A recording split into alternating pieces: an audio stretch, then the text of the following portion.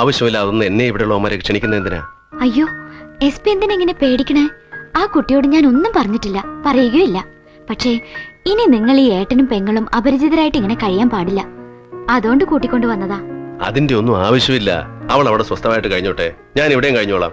അതിന്റെ ഇടയിൽ കയറി ഒന്ന് നശിപ്പിക്കാതിരുന്നാ മതി. കഷ്ടമാണ് കേട്ടോ. SP പരിചയപ്പെടാന്ന് പറഞ്ഞ് വിളിച്ചപ്പോ എന്ത് സന്തോഷത്തിലാ കുട്ടി ഓടി വന്നേന്നറിയാമോ? നിങ്ങൾ അവളുടെ സ്പോൺസർ ആണെന്നോ ഏട്ടനാണെന്നോ ഒന്നും അറിഞ്ഞിട്ടല്ല അത്. രക്തം രക്തത്തെ തിരിച്ചറിയൂന്ന് പറയുന്നത് അതാ. SP-ക്ക് ഒരു അനുജത്തിന്റെ സ്നേഹം ചിലപ്പോ ആവശ്യമുണ്ടായിന്ന് വരില്ല.